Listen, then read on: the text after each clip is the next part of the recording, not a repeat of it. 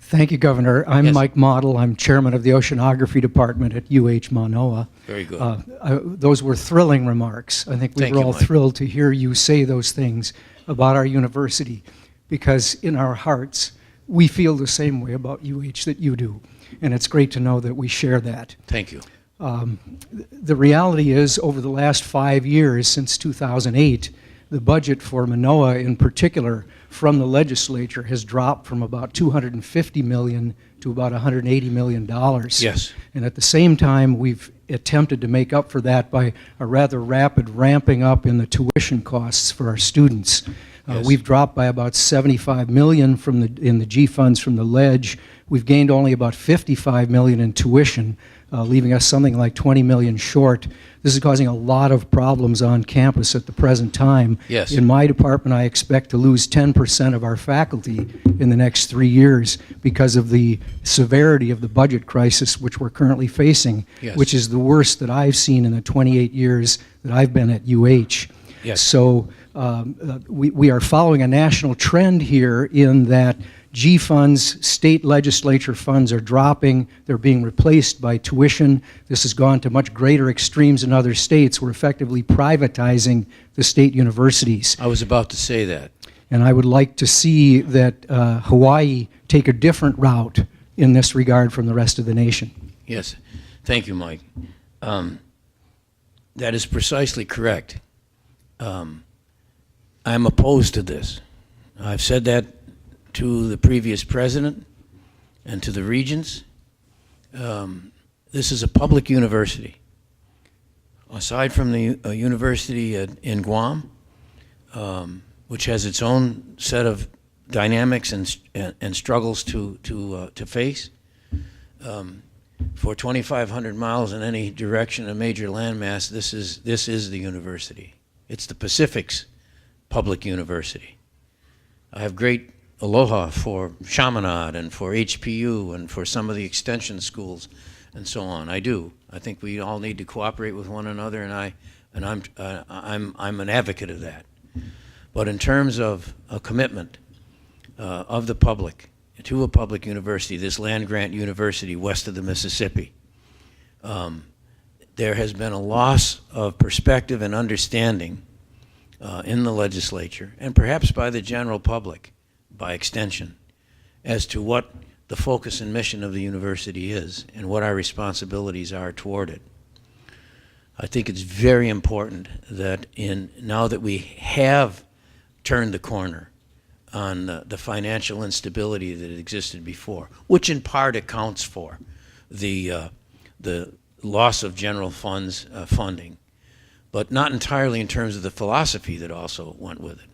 We're beginning, well, more than beginning now. The university, I'll give you a good example. The university, in terms of the contract for salaries, began to treat the university as if it was a private school, dependent on tuition. And to have tuition fund faculty salaries is anathema to me. It makes no sense at all.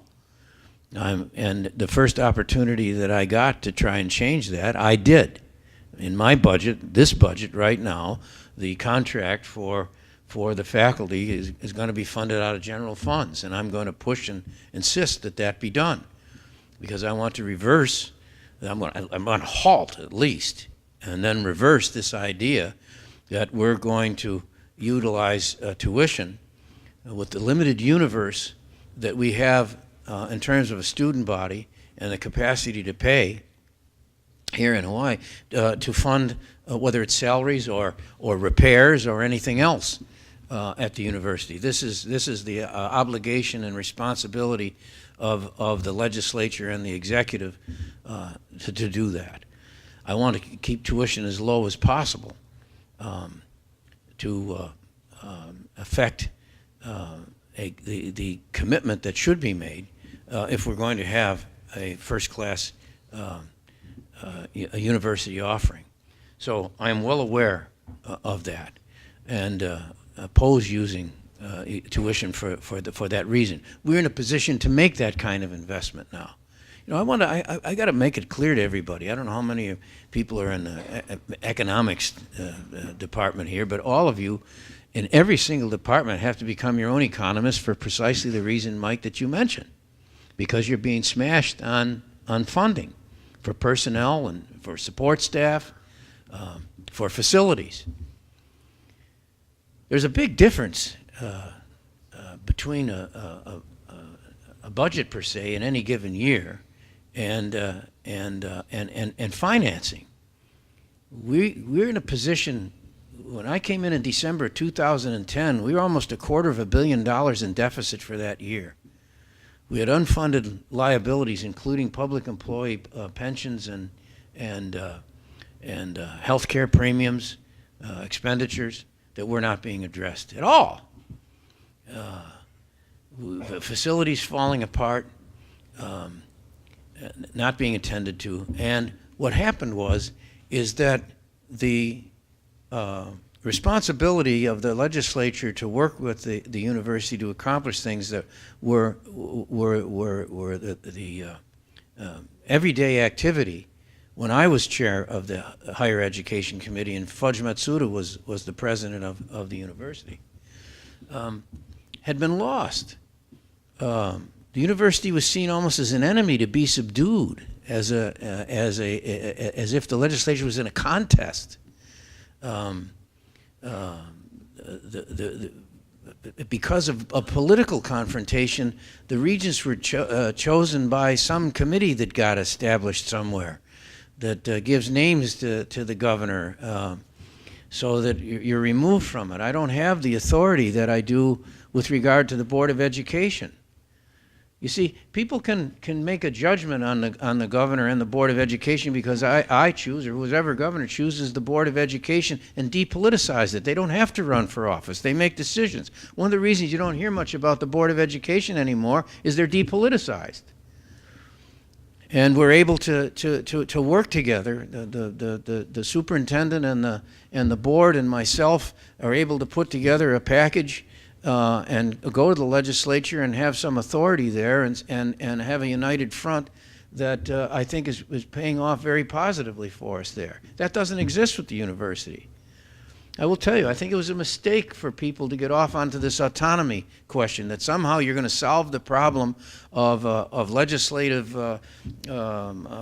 indifference or lack of support by becoming autonomous. You don't have the taxing authority or anything. You're no more autonomous than if you were in a rocket to the moon. So it doesn't do any good. What you do is you get the worst possible outcomes from that kind of a thing with none of the benefits coming your way. I'm giving you a long answer, Mike, because I've been thinking very seriously about this, and I think it's at the core of what we face over the next decade. We've got to go on a very vigorous campaign, and I assure you that I intend, and I'm already showing it by the budget orientation that I've had, and I'm trying to educate legislators with the idea that this is not a private school, and or a private universe, but that we have a public obligation and an opportunity to reorient ourselves towards support, and we've got the funds for it. We're no longer in the hole. The $840+ million is a positive balance. Again, though, that's not a surplus. It's not $840 million sitting on a table extra. It means we can pay our bills. It means we can pay down our debts, obligation debts in the future, and that we have sufficient funds to make investments that will pay dividends. And one of the best investments we can make is to make sure that we have a solid core of personnel, staff, and facilities throughout the University of Hawaii system.